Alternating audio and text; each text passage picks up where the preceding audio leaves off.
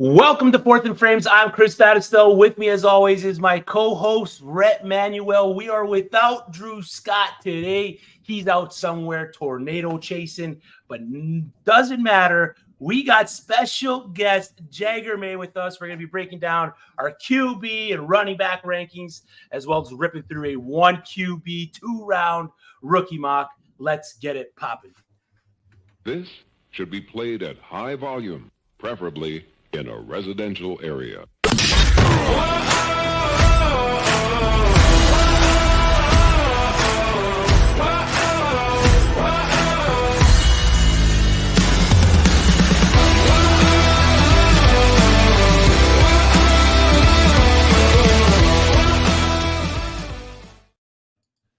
Welcome to everybody who's watching, and hello to all of our future viewers. Like I mentioned at the top of the show, we have the bad boy of football, guys, Fantasy Blue Chip, one of my favorite content creators on Twitter and YouTube and across the fantasy football space in general. His short form video game is second to none. Jagger May. Jagger, welcome to Fourth and Frames, man. I'm happy to be here. Yeah, and again, thank you for the kind words on there. Especially today, I really needed. It's been crazy out over at football, guys. So I've been scrambling. Yeah. How long does it take you to make one of those, short form videos that you got? Because you're adding the overlays and you're bringing in the movie graphics and the movie clips, tying them all in. From start to finish, how long does it generally take you? Probably for a 1-minute video, it'll take me it's 3 minutes of recording total. And after editing, probably 2 hours or so, to edit it all. I'm pretty quick at editing now. It used to take me way too long, but now I'm a lot faster. Man. Yeah, it's terrific stuff, man. It's like I said at the top of the show, it's second to none. A lot of people giving you your flowers lately, which is well deserved. One of my favorite tweets, though, and I think I might implement it in my future leagues, is the last place finisher having to battle rap Kendrick Lamar. I mean, putting someone on maybe the BBL Drizzy beat as the last place finisher to have to make a fantasy play, maybe dissing the rest of the league would be pretty funny, but it's a great stuff, man. Great stuff. And to everyone watching, we're going to be going through our top 7 quarterbacks, top 12 running backs, where we got them in tiers, talk about some of our discrepancies in the rankings of the incoming 2024 rookie class, and then going and jumping into a 1 QB rookie mock. Hop onto Twitter. We will drop the link on the Fantasy and Frames Twitter, so you can hop in and draft with us. Rhett, you've been sitting there not talking, man. How's it going? How was your week since the last time we spoke, man? Man, I'm doing well. Just overall, just blessed as always. Y'all know me. I'm always, trying to keep the family thing, the school thing. School year's coming to an end. Had the last day with our seniors today. A little bit of feelings, a little sentimental out there. Had to say goodbye to some kids, get some unexpected hugs, a little bit of love out there. But you know what, man? At the end of the day, it comes down to Wednesdays. I look forward to this every Wednesday. Having Jag here tonight. Wish Drew was here too, but like you said, he decided he was going up in odds by the end of this episode tonight. So we're all good, bud. Yeah. One of the things I wanted to touch before we got into these rookies, Jagger, was your draft day experience. The football guys roundtable panel that you guys had was just phenomenal stuff. What was your experience like that, working beside your colleagues instead of through a computer screen? I mean, you guys podcast as much as anybody out there. We get used to doing this, but you don't realize how much easier it is to talk to someone when you're just in the same room as them, and it just feels more comfortable. You're like, oh wow, this is what it's like talking to you, and even talking ball. We've hung out and stuff like that, but to actually do a podcast, it makes you really jealous of the footballers even more, and some people dynasty nerds, how they're often are together in a studio, whatever. Because that was definitely fun, and it's definitely fun to doing what you were going to do anyway, which is sit with your homies and react to the draft, but you're just recording yourself this time, and then Joe Bryant's lurking in the background, so you got to keep it PG-13. So. Yeah, the look Alfredo gave you when you started breaking down that defender, he was just like, whoa, he took a step back and he's just like, okay, I see what's going on here. It's not just fantasy football. And it was good stuff. But just so you know, we've had Alfredo on, we've had Kluge on, we got Bob Harris coming up. We are having a Football Guys Raz score report card based on podcast guests. So just a heads up, no pressure. Just hope you got your A game, man. I did, man. Like I'm hoping to hit that 99th percentile. So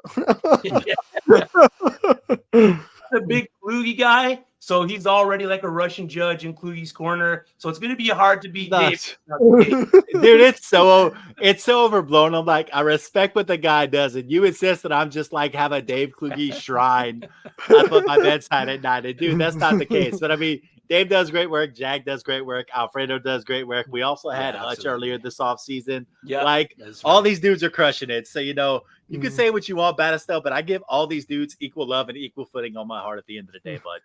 Yeah, he's just spreading love. Let him do his thing. Let me do that, all right? I'm fine. Yeah. Let there be love. In today's atmosphere and what's going on with the rap game, let there be love, man. Let there be love. So let's get into these quarterbacks. We all had Caleb Williams ranked number 1 in our first tier. I'm the only guy that had Jayden Daniels up into that first tier with Caleb Williams. Jagger, you had Drake May above Jayden Daniels, but you had him in the second tier. Am I off base with putting Jayden Daniels up into that first tier with Caleb Williams? And just a bit of my rationale behind it is, out of the QBs that are in this class, Jayden Daniels poses the most opportunity to finish as the top QB in the class out the gate for possibly the first 3 years, because he holds what we value so much in fantasy out of our quarterbacks with that rushing upside. So am I off base by putting Jayden Daniels into that tier with Caleb Williams and dropping Jake May down to 3? Or is the Jayden Daniels love warranted? I think it's warranted because, like, again, if you think about redraft, there's no redraft. I'm taking Jayden Daniels probably before Caleb Williams even. It's more that I think his floor is a little bit scary for me. So that's why, like, in a rookie draft is why I'm going to take Drake May. I just don't believe in Cliff Kingsbury that much. You know, like he had Kyler Murray for like 4 years, and like, what did he do? You know, it's so it's like, you know, and on top of that, will they be able to fix the things that were kind of wrong in his tape? Like again, I just don't think he had the landing spot that Anthony Richardson had, where he had Shane Steichen. You know, like there was a lot to buy into it, and that's not me saying he's a bad player. I'm not saying don't draft or fade Jayden Daniels. That's me being nitpicky and why I would take Drake May first, and why I don't have him with Caleb Williams in a rookie draft. I would just rather like if I'm picking 102. In most cases, my team probably sucks anyway, or if I have multiple firsts, my team sucks and I'm rebuilding. I'd rather just build my team around Drake May. So, yeah, I like that. Brett, you got any juice on Jayden Daniels up in my tier 1 right behind Caleb Williams? I mean, I'm where you are in terms of the rushing floor, making him a very safe play, and I agree on the redraft situation. What I wanted to figure out was this, because we're talking Drake May, and I'm the idiot right here. Let's just call me the idiot of the room right here, who has Drake down at quarterback 4 and JJ McCarthy up above him. So I want to go ahead and ask you guys, why am I wrong on having JJ McCarthy so high? I don't think there's a non-zero chance that Sam Darnold starts. You know, because like I think that they would have been all right with having Sam Darnold. They would have been a playoff team with Sam Darnold. I think that he's a Jared Goff level player, almost the reciprocal, where like he takes risks, got a big arm, but if you put a good system around him, he can be okay. We just saw him with Adam Gase, who's like probably one of like he's a terrible person, let alone coach, apparently. So, like we saw him at his worst, but like the 49ers liked him. He's already played in a similar system. So they can give JJ McCarthy a little bit time for polish. But it's not something I'm going to sit and argue with you on Twitter about, because I understand your rationale. Out of any of these QBs, JJ McCarthy had the best landing spot. Let's put it this way. If Drake May would have landed with the Vikings, he would have been in Caleb Williams' tier for me. So yeah. And I'm sitting there whenever I watch him. And at first I was like, all draft season, I was like, Jayden was like low for me because I've watched him at LSU. And I saw that last year breakout where everything was like deep ball. Yet he's still holding on to the ball a little bit too long. He's still a little fragile for my taste, different things like that. But then once I saw some McCarthy tape, and I was like, wait, he didn't throw the ball a lot, but I saw some nice ball play. I saw the ball placement stuff in the tight windows. I saw a good drive behind the ball. I saw some good accuracy there. So there were a lot of things where I was like, okay, I see what the league sees in him. And I love the landing spot, because whether he plays week 9, week 12, or if he plays next year, I mean, if this is a dynasty situation, you're taking a guy for the long term and you're drafting a guy for the long term. So in terms of redraft guys, he's probably my lowest on this board this year between these 4 guys, with obvious reason. But that being said, I mean, long term, I think him and Drake are pretty much neck and neck, because they both have these nice physical skills. JJ does have the fact that he's barely 21 years old right now. Yep. Like the kid can barely drink right now, and he's getting ready to be the potential starting quarterback of an NFL franchise. So in Dynasty, you love those young pups coming in. And with a guy like him, though, I agree with you completely. You don't want to throw a kid like that to the wolves, because that is where guys either really come together really well or they bomb very quickly. And with him, and if they're having that faith in Darnold and then that system, like you said, let that guy fall back for a little bit and just learn for real. Yeah, because you almost want Darnold to bomb, and then JJ McCarthy, you just don't do that. Just like you'd rather Darnold bomb first than JJ McCarthy go out there and do some rookie stuff. Because we're getting spoiled with rookies now. Like the NFL's kind of adjusted to college. So you remember when there was the 3-year breakout with wide receivers? Like now, if you're like, he's not a top 12 wide receiver, garbage.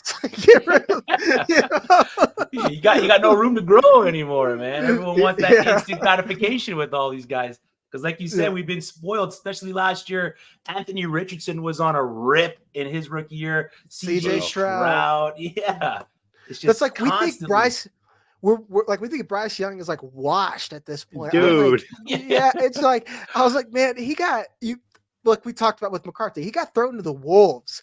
And he was nurtured by what's the worst parent ever? Casey Anthony excluded or something like that. He had the worst system ever, and they're like, all right, we're going to roll out Hayden Hurst and Adam Thielen and Miles Sanders. Go out there and be somebody, kid. By the way, you don't have any linemen. It's ridiculous. He's coming from such a structured program in Alabama where he was able to flourish, and they built such a beautiful program around him, to the Carolina Panthers, who's just a third-rate program in the NFL last year. But now he's got Canales, who's been pegged as this QB fixer, which we've seen him do with Geno, seen him do with Baker. Now he's walking in with Bryce. They're putting pieces around him. They've got a great running back behind him now with Jonathan Brooks, who some of us have as the RB1, RB2, top end RB in the class. But Bryce Young is a guy that I'm trying to purchase, only because this might be the cheapest we're ever able to get Bryce Young. I've done it this offseason, yeah. He's going as QB3 price right now. I'm like, man, I'll gamble on that, because it's like the 2 guys that you mentioned that Dave Canales fixed. Bryce Young was a better prospect than Geno Smith and Baker Mayfield. That's not even a question. That's not it's not even a question. And again, not many would have played well in that situation. Even CJ Stroud, he had an interview. He basically diplomatically said Bryce Young, he didn't have what I had. He's like, I landed on, a king size pillow top mattress. He landed on gravel.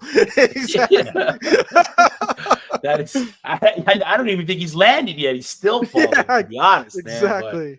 But that is right, because not only did Houston have an offense around, they had a solid defense, and they're bringing in a defensive-minded head coach, which I think might help a rookie quarterback, because an offensive-minded head coach might be asking too much of his rookie quarterback. I don't know if there's a correlation between that. Might be something that I go back and check out, but we're mixed with we all got Caleb Williams 1, which is fair across the board. We're mixed between 2 and 4 between Jayden Daniels, JJ McCarthy, and Drake May. Then we're all in lockstep the rest of the way. Bo Nix, Michael Penix, and then QB 7 Spencer Rattler. Jagger, between Bo Nix and Michael Penix, who ends up having the better fantasy football career? Man, I just got done talking with Jeff about like Michael Penix, because I was like, I don't know what to do with him. You know, I don't know what to do with him, because it basically Atlanta wants to have Kirk for 2 years. So you want one of the oldest, like the only QB that was older than him drafted in the first round or that high or drafted here. I remember him as Brandon Whedon. Brandon Whedon was like Phil Dunphy. He's like a 40. He was 28. Yeah, he's super old, man. And like Michael Penix is going to be 28 realistically when they're going to ask him to start. And he had like holes in his game. And I do think sitting for a little bit is good for a player, but there comes a point where reps matter. And everyone's like, well, they're just going to do what they did for Jordan Love.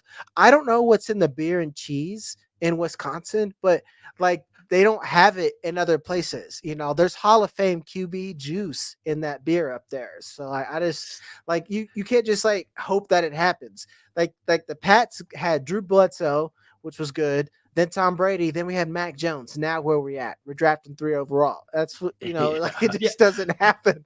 Like the end of the day, some of these places just scout positions better. Like Pittsburgh finds wide receivers, which is why you feel a little bit better. Yeah. This is why you feel a little better about Roman Wilson and where he's going in drafts right now, because Pittsburgh tends to just find those sort of guys. Green Bay, they found Brett Favre in a trade. They drafted Aaron Rodgers. They drafted Jordan Love late in the first round. I mean, this might just be one of those places where their scouting MO on quarterbacks might just be a little bit better than other places. And I mean, in Atlanta, I mean, what you're talking about, no disrespect to Arthur Blank, because they've drafted some good ones. They drafted a Mike Vick. They drafted a Matt Ryan. You know who hasn't drafted any of those guys? And you know who came from a system where they didn't draft any guys because they had Drew Brees under there for 10 to 15 years? I mean, the New Orleans Saints never had to draft a quarterback for the longest time. So Terry Fontenot working under Mickey Loomis did not necessarily have to go through that scouting situation. So whenever he's talking about it's a good problem to have if your rookie quarterback isn't playing, well, sure, but you also have a little bit of a tint from the fact that you had Drew Brees, one of the 5 to 10 best quarterbacks of all time, in your system for 13, 14 years. I mean, it's not exactly an objective place to be building your vantage point from.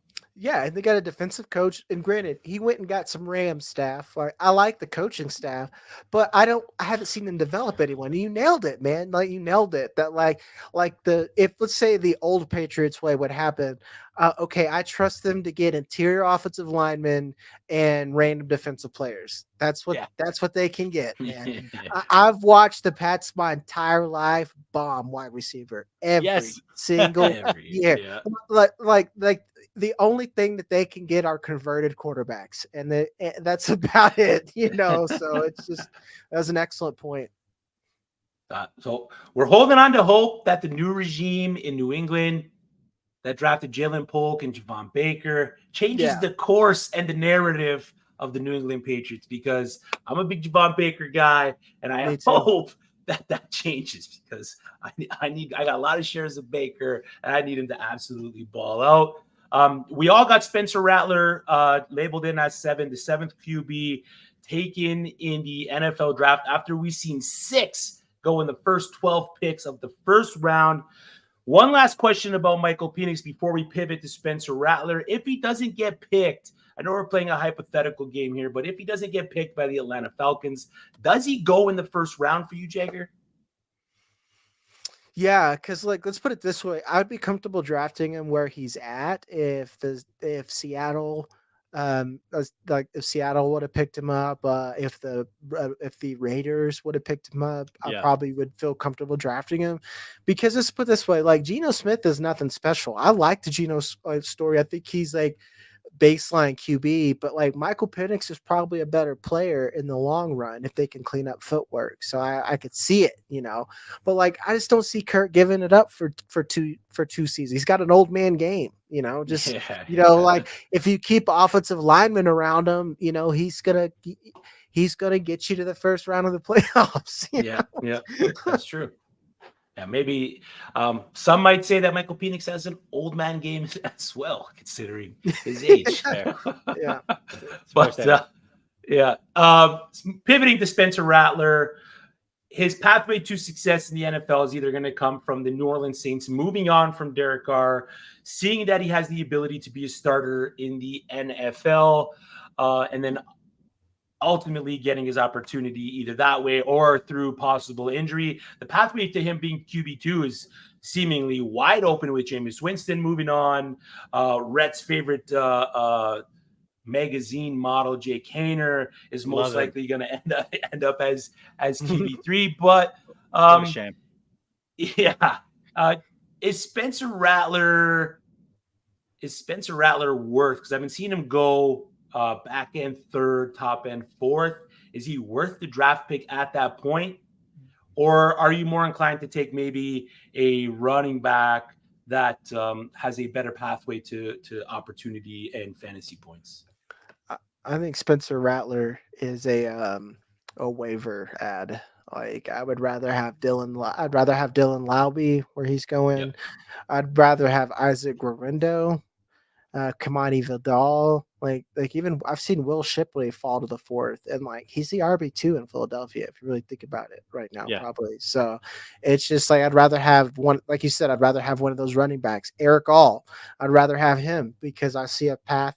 Like Mike Gesicki's probably still Mike Gesicki. Like I'm just saying, just throw that out there, And Iowa tight ends are good bets. He just tore his ACL, but he was. So like I'd rather have him. I didn't believe in Spencer Rattler. Let's put it this way: if Michael Pratt would have got drafted 5th round, almost anywhere else but the Packers, I would rather have Michael Pratt. I thought he was a better prospect. But again, the NFL told me I'm an idiot. So Well, I'm a big Pratt guy too. So you're a genius, all right? Yeah. So it doesn't matter what the NFL says. Here today on Fourth and Frames, we got Jagger May at Fantasy Blue Chip talking QB rankings and running back rankings from this year's 2024 rookie running back class. We also have a 1 QB rookie mock coming up. The link to join that draft is on the Fantasy and Frames Twitter channel, X channel. So hop over to there, hop into the room. We got a couple spots left. Let's pivot into running backs. Going over the rankings that we have here, Jonathan Brooks, Trey Benson, we all got him in tier 1 and 2. Tier 2, Marshawn Lloyd, Blake Corum, pretty much the guys that were picked on day 2. Rhett, you were the only guy that had Jaylen Wright up into that tier. What is your potential outlook for Jaylen Wright on that Miami offense? I mean, I'm just looking at a Miami offense that just values speed, and he's a guy that brings it in spades. And also, we got to look at it this way. I mean, Devon A-Chain is clearly walking in. Everybody believes he's the RB1 in that room this year, without question, because of the efficiency last year. But we're also still talking about a guy that's, 185, 190 pounds on a great day? Like, the fact that there's some fragility going on there, and the fact that Raheem Mostert is, and Jeff Wilson, and pretty much anybody else behind them are running backs in their 30s. I mean, you have a very good opportunity for Jaylen Wright to walk in and be the running back 2 in that room coming out of training camp. And like we've seen in this Miami offense, they do 2 things. Number 1, they love their speed. And number 2, usually in that system, when a running back goes into the game, they tend to produce. So at the end of the day, you're looking at a guy long-term can be one of these people that can give you some production this year, because it's a very similar situation as to why we have Trey Benson as that running back 2 in Arizona right now. We see the talent. We see the situation. We also know that James Conner is older and injury prone. So we're banking on James Conner missing 3 to 4 games this year and Trey Benson potentially taking that spot long term, definitely by next year. Now, is it a little more up in the air in Miami with Devon Achane? Absolutely, but they tend to spread that usage around a little bit anyway. So regardless, I like it because you're gonna have some weeks with them this year, no matter what. Yeah, I can't really argue much with that. Like my comp for him was Raheem Mostert.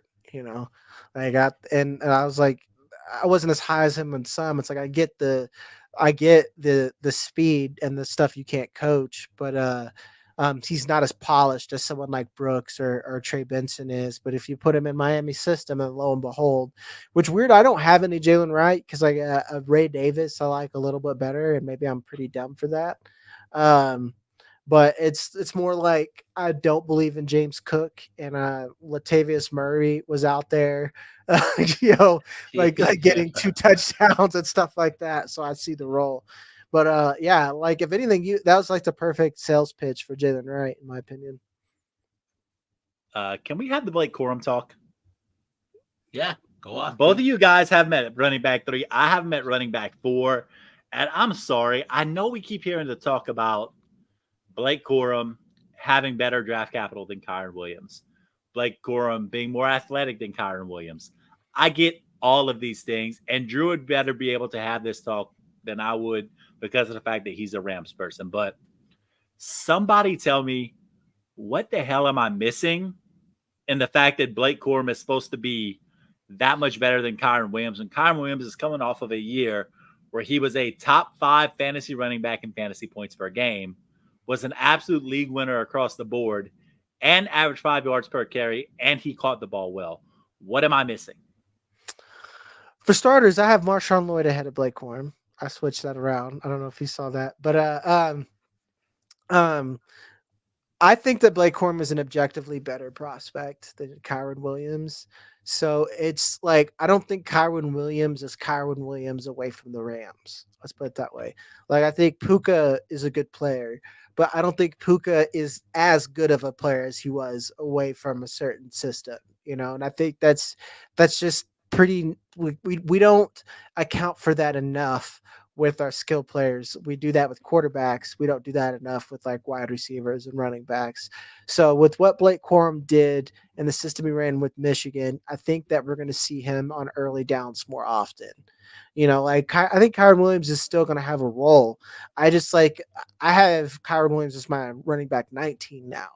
So it's like I basically think it's going to be more of a 50-50 split. So, and if I'm going to have and I think that if you look at all the Packers splits, one could argue that AJ Dillon just sucks, but like a running back's never got more than 60% of their snap share. I'd rather have Marshawn Lloyd ahead of Blake Corum because he's way better than Blake Corum. So it's like, you're not wrong about Kyren Williams, but at the same time, you're probably a little wrong about Blake Corum, if that makes sense. Like, I just think that the truth is like somewhere in the middle. Right. No, it always is. Yeah, I agree with that analysis there, Jagger, with Blake Corum and Kyren Williams. For me, it's just the fact that when I'm ranking the two and I'm stuck between Marshawn Lloyd or Blake Corum, I'm going to lean towards the guy that I think could have the most potential to get fantasy points at an earlier rate. And with Blake Corum's ability to keep his quarterback on his feet, as opposed to where Kyren Williams isn't the greatest at that pass blocking for the quarterback, I think that's going to lead to a lot of great stuff for Blake's potential over Marshawn Lloyd sitting behind Josh Jacobs, albeit some are saying it could just be for the year based on how Jacobs' contract is structured. So, and they got AJ Dillon there. So we don't quite know what the role for either of these running backs is going to be between Marshawn Lloyd and Blake Corum. But I'm looking forward to both of them in the NFL. You did have Ray Davis above Jaylen Wright. You touched that a little bit. I want to touch on it. Just a small question. Did you have Ray Davis above Jaylen Wright pre-draft, and was it the Buffalo landing spot that made you ultimately put Ray Davis above Jaylen Wright post-draft? I had him in the same bucket. I had Jaylen Wright a little bit higher because I thought he would have a little bit higher draft capital. And I thought Ray Davis would have a little bit lower draft capital because of his age. But the Buffalo landing spot is 100% the reason. Like, James Cook has had 2 seasons to take over and be the guy. And do you guys think that he's taken over and been the guy, or do you think he's just been a guy that's getting the ball? Yeah, exactly. That's yeah, and like they use Latavius Murray a lot. So like Ray Davis has good tape, and I was like, well, he's 26. I'm like, okay, so he's athletically at his peak. So, but I will take 1 or 2 seasons and flip him. You know, and so yeah, and you're getting him in 3rd round, mid 3rd, late 3rd. So you're cashing it at that point. You were the only one that had Dylan Laube in the top 12. You have him at 9 in the same tier as Will Shipley and Kamani Vidal. Is it the pass catching profile and the lack of someone in the Raiders backfield that doesn't have that ability catching the ball for the Raiders that you have Laube up that high? Yeah, and it's that, and he's like an injury away from being the guy. He has decent tape. He played against nobody, but like again, he interviews really well. And then if you look at David Zach's like interview model like that, there's 3 seasons in a row there's correlation. So I think a guy that interviews well, and then you see a clear role alongside Zamir White. Like, I'm not saying Zamir White sucks. I don't think he's particularly that great, but like I think he's good enough, and they know what they have in a player. I see a path for him to be on the field, and then at the same time, like who's the other running back at the Raiders right now? Like, we all do this. It's like exactly. It's like, you know, like there's not really anybody. So and the free agency market's like what, Kareem Hunt. You know, it's not like super juicy. So. Yeah, agreed. I'm looking forward to Dylan Laube in Las Vegas. Raiders have been able to draft him 4th round or even get him off of waivers post rookie draft. Braylon Allen, man, talk to me about Braylon Allen. Just tell me anything to ease my troubles. Well, I'm at running back 9, which is slightly above Kamani Vidal. But I mean, I just think I'm at the point with Kamani Vidal where this is a guy where, had I gotten to these rankings a little bit before, I think Vidal might have been in my 9 spot. I mean, with Braylon Allen, it's so hard to buy into the fact that he's going to get much work with Breece Hall in front of him. I mean, we're talking about a guy who I have in redraft and dynasty as my RB1 in Breece Hall. So as good as Braylon Allen looked in college, it's hard for me to get excited about a 4th or 5th round running back who's sitting behind a person who, in my opinion, is one of the absolute cream of the crop dogs in fantasy football at the running back position. So, I mean, I'm sorry. You asked me to talk you off of the ledge. I may have just pushed you even further off the ledge. But pushed me off the dang building, Red. I'm sorry, man. Let's put it this way. Like, I hate Bucky Irving. I don't like him as a prospect. But I would rather have Bucky Irving than Braylon Allen because, again, like the Buccaneers, they got a center, which was great. You know, they're new off. David Canales is gone, so I think that they took a downgraded offensive coordinator. There's a real path that Bucky Irving could get on the field at some point. Isaac Guerrero. I think the Elijah Mitchell handcuffed is done. Like that dude, I've never seen him finish a quarter, let alone like a full game. And they need someone reliable back there. I could see that. Braylon Allen, I think he looks good his freshman year because of competition, but he didn't particularly look great. Like for being that big, he runs kind of small. Like that's his problem. He runs kind of, he doesn't use his gifts is his problem. So it's like Audric Estime, I'd rather have him because I don't know if Javonte Williams is going to stay on the Broncos.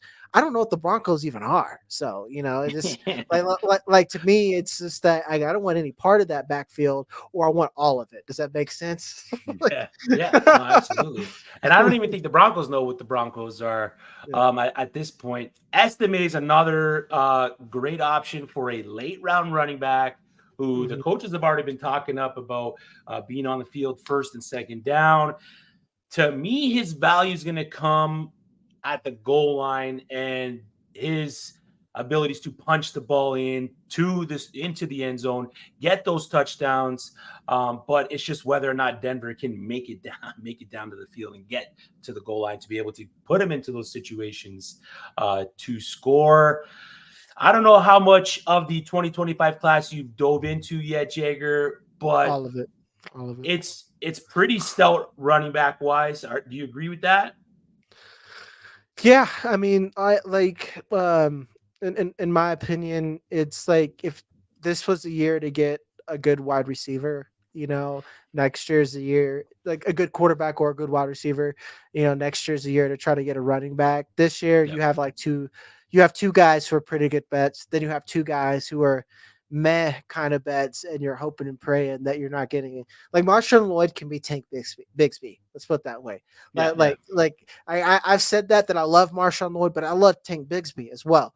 And look where we're at. So it's just exactly. Like that's what, and then everything else is like I hope and I pray, and then maybe or they could be like Dwayne McBride or other late garbage that we all fell in love with. So Isaiah Spiller, I still think about you, Isaiah Spiller. Oh man, that was a scouting learning experience. Like before I knew what I was looking at, I'm like, oh, I love Isaiah Spiller, and then like the NFL was like, do you? I was like, we know. So knowing that you have some knowledge on the 2025 class, if you had to put a percentage on the amount of running backs between 1 and 12 that are relevant post 2025 draft, what percentage would you put that at? The ones from this class? Yeah. Oh, 25%, man. Like I said, I really think the top 6 guys, I only think the top 2 guys are going to be guys that I'm going to want to draft.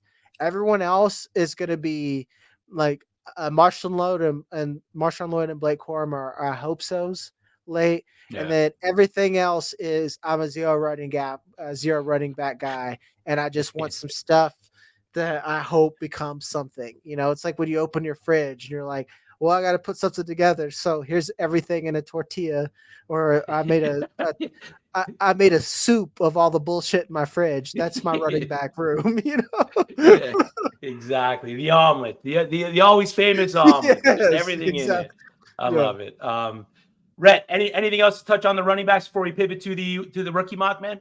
I mean, I'm with them on that. Like we said, outside of those top 2 guys, which we all agree that Brooks and Minson are the guys that, we're all valuing outside of 2024 into 2025 and things like that. I mean, everything else, I mean, it's pass catching profile guys so later on, it's like Will Shipley, I feel more comfortable because I see a path for him being a 50 to 60 catch guy somewhere in the league.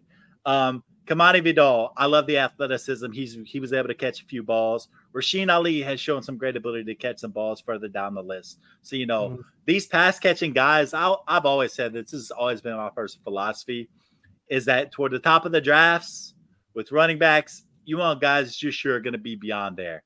After that, I'm all about taking these dart throws on guys who have good pass-catching profiles, and we'll go from there. Yeah, that's Dylan Laube for me. I'm like, he can catch balls if your white can't. That's it.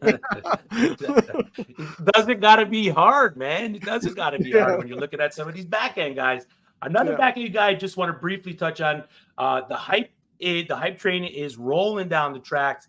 Tyrone Tracy, is he worth the draft capital? He's been moving up to top end 4th, moving into the back end 3rd. Are we taking a guy that's been playing in college since 2018, a former wide receiver that has moved over to running back, limited amount of touches at the position? He did land in the New York Giants, or with the New York Giants, in a backfield that it isn't the sexiest, with Devin Singletary and Daniel Jones being the RB1 and RB2 on that team. But are we buying into the hype train of Tyrone Tracy? No. No. All the things you said. Old running back? No. None for me. Yeah. Converted from wide receiver. Do you like Antonio Gibson's? Because that's how you get Antonio Gibson's. It's just like I will pick him up on waivers, but like I said, if I'm gonna get Kamani Vidal and Dylan Laube, I just know. Like everyone's Yeah. like, well, he's a pass catcher. I'm like, who's throwing in the ball? Like if you're gonna be checking down, just check down the neighbors at that point. If you're gonna be like Daniel Jones, just keep throwing crossers to neighbors until you That's guys it. are mathematically eliminated or they pull you for Drew Lock or something. Like it's just like I don't know, man. I don't get it. I know a lot of Yeah. people like him. I get it, but we just fall for this every year. Like those tweeners, it never really works, man. People want to hate on running back, but it does matter if you haven't played it as long as guys who have played running back since they were wee little lads and Pop Warner. Yeah, absolutely. I feel like we always go through the cycle too. It's like October, November, December. We've realized that maybe these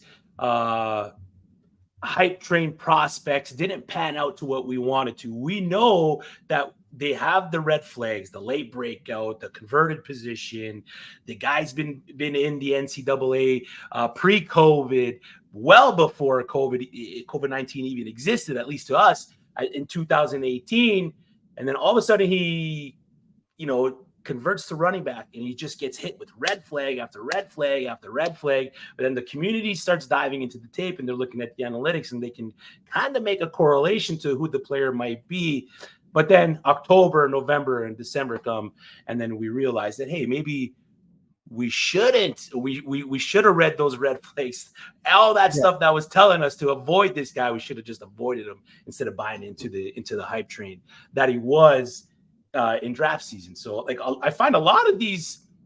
I mean, I like Kamani Vidal as much as the next guy, but I saw him go before Marshawn Lloyd in a rookie draft at like 2-3. That's insanity. That's like, and I love Kamani Vidal.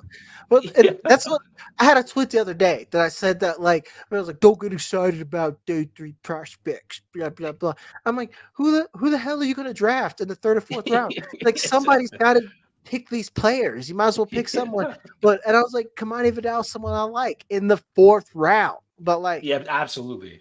Yeah, like I wouldn't take Kamani Vidal over Jalen Polk or Javon Baker. It's just that's insanity, guys. That's what the film, not the film, the analytics bros are trying to tell you. Don't do that. Take Marshawn Lloyd. Yeah, absolutely. All right, let's get into the 1 QB rookie mock. We'll wrap this up. We're going to rip through 2 rounds. Head over. We got a couple spots open. If we don't fill them, we'll just make the picks, fellas. But let's hop in. We'll get the room set up. Here we go. I'll get it started. Fair to say 1 QB, Marvin Harrison is the first overall pick. Yeah, I think that's fair. All right, let's make the pick. Marvin, you got any pushback, Jagger, before I make this pick? No, it's the obvious one. Yeah, I figured as much. Second pick, Malik Neighbors, just based on opportunity over Odunze on Chicago. I actually like Odunze first, but like let's just go with the consensus and put Neighbors because most people are going to put Neighbors. We'll get Neighbors in the second. We'll wait for the third guy before we make the auto pick for him. Jagger, in 1 QB, I don't know if you play in too many of them. When do you start targeting the quarterback? Do you fade the top quarterbacks, the top end of the draft, and kind of target the positional players? Or are you more imposed to take? So if you're picking like where you're at 1-7, 1-8, are you more imposed to take the QB1 over, let's say, the wide receiver 4 or 5, or the running back 1 in a class like this one? I know in this format, I don't want Caleb Williams because like you really want to kind of just shoot for the moon in 1 QB. Like if you want the highest scoring guy, so I'd rather just wait on Jayden Daniels if I'm going to have someone, and then I can either move Jayden Daniels for someone like Lamar Jackson or someone a little more stable later. So that's probably what I'd start targeting. And like, it'd be hard for me to like, maybe if I just really need a quarterback and, especially in a 12-man, I don't think you're ever really going to need a quarterback like Caleb Williams. I'd rather have Worthy. I'd rather have Brian Thomas. I'd rather have Jonathan Brooks.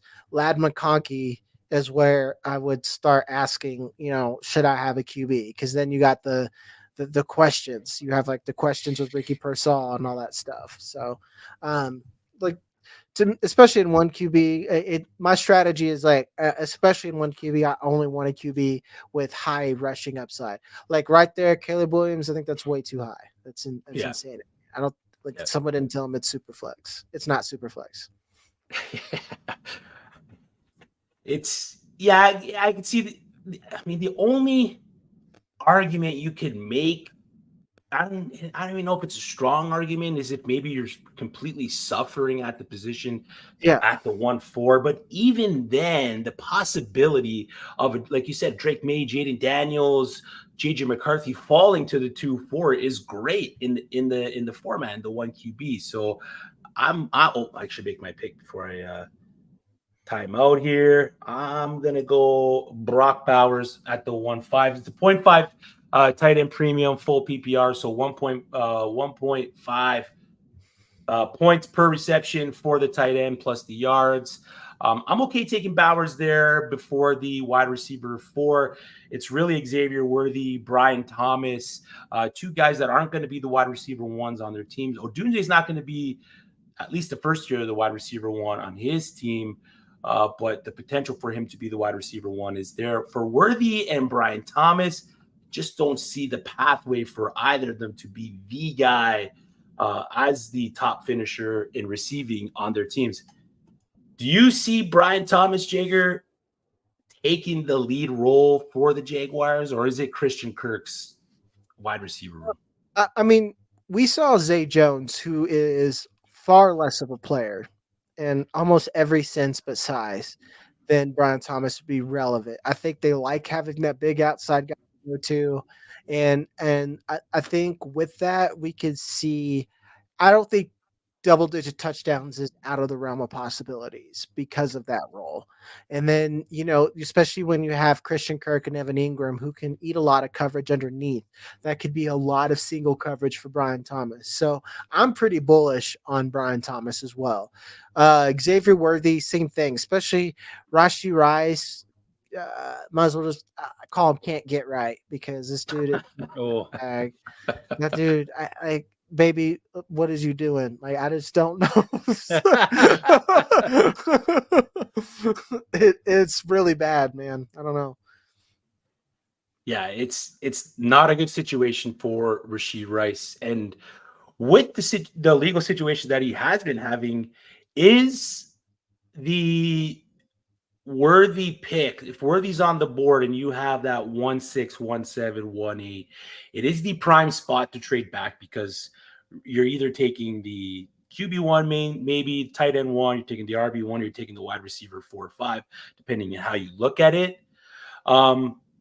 Is that pick, if Worthy's still on the board, prime trade piece for you? Is that the maximum potential or maximum value that you're going to get out of Xavier Worthy at the 1.6, 1.7 in the rookie draft? In if it was super flex, it'd be different because a lot of value is pushed down. But in 1 QB, I would need pretty early picks. Let's say if I get Xavier Worthy and then I can get Ladd McConkey, and then like the 202 where I could still get Adonai Mitchell, Blake Corum, Trey Benson, maybe, but like it dries up pretty quick, man. I mean, like we just talked about with running backs, that after Blake Corum, you're really into the man, I hope everyone gets injured and and this guy finally gets up, so it's hard for me to want to trade back with Xavier Worthy's upside in this format.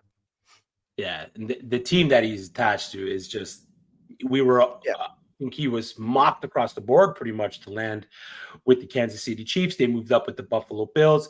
The Buffalo Bills got Keon Coleman. I picked Keon Coleman at 11 because I like the potential for touchdowns there on Buffalo. Is Keon Coleman your high on, Jagger, or is he a guy you're letting your league mates reach up for?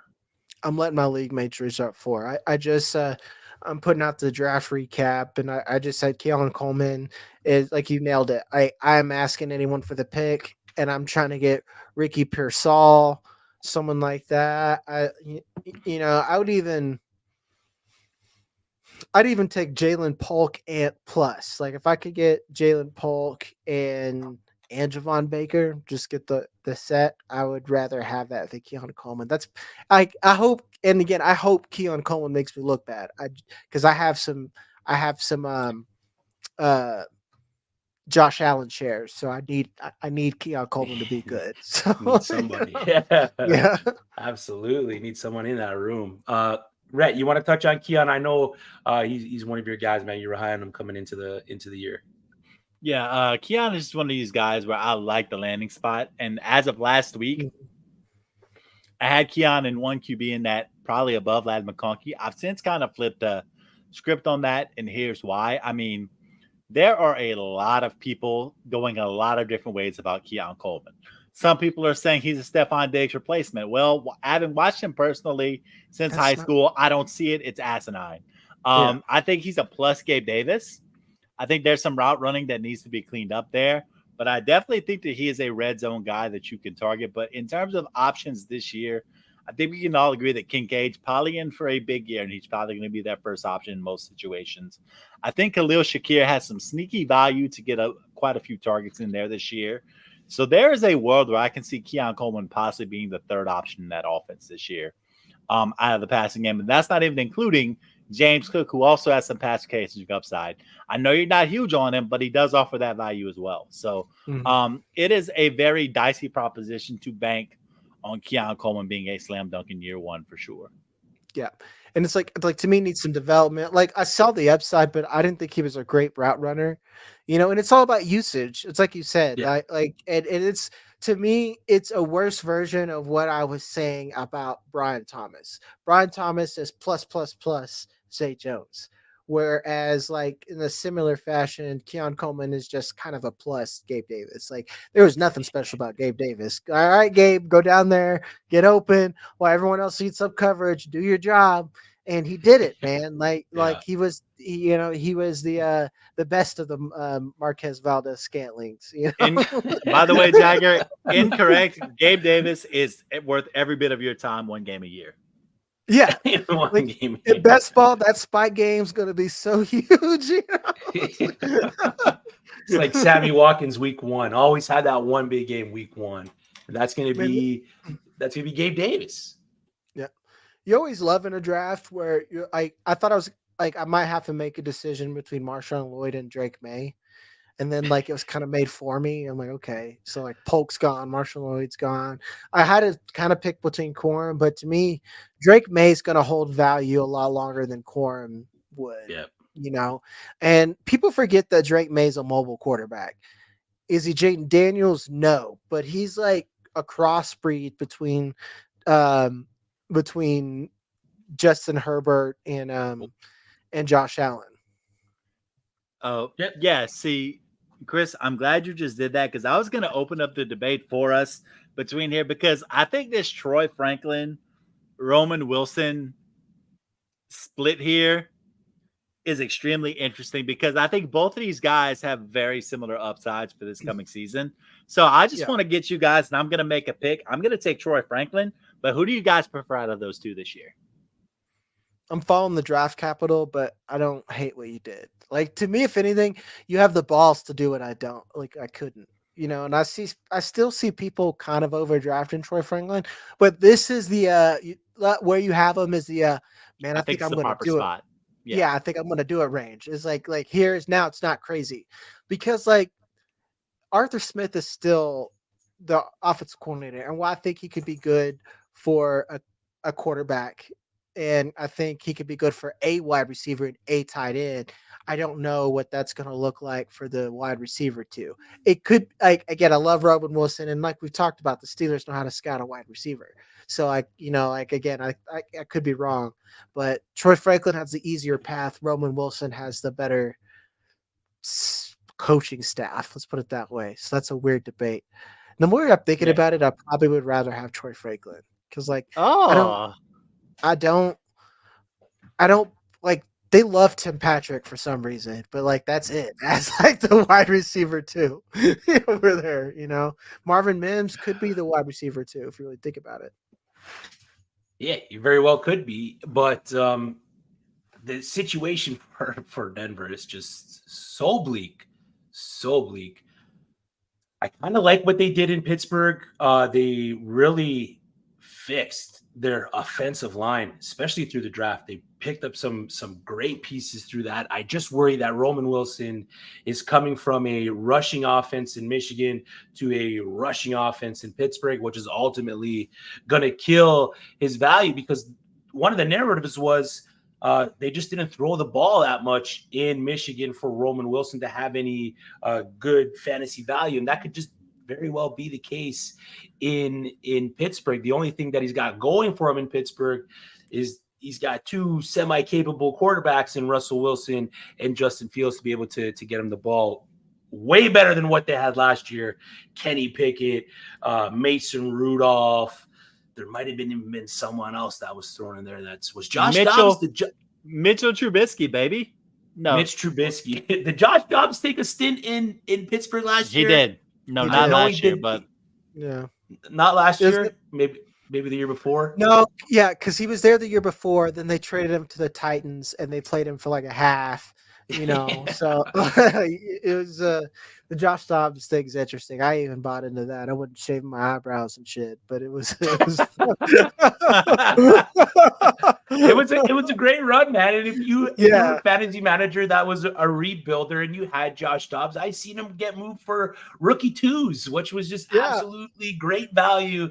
And then anyone that did buy him completely lost the value once we entered into the fantasy playoffs, because he was parked on the bench and he was no good to you.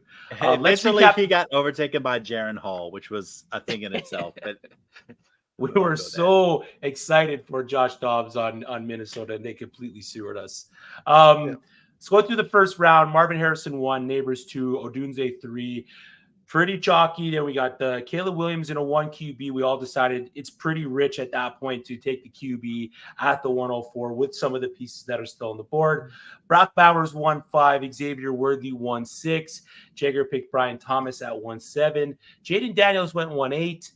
Jonathan Brooks, the first running back off the board, at 1-9. Rhett went with Ladd McConkey at 1-10. Keon Coleman 1-11. Trey Benson 1-12. Jagger, over under Ladd McConkey targets 105.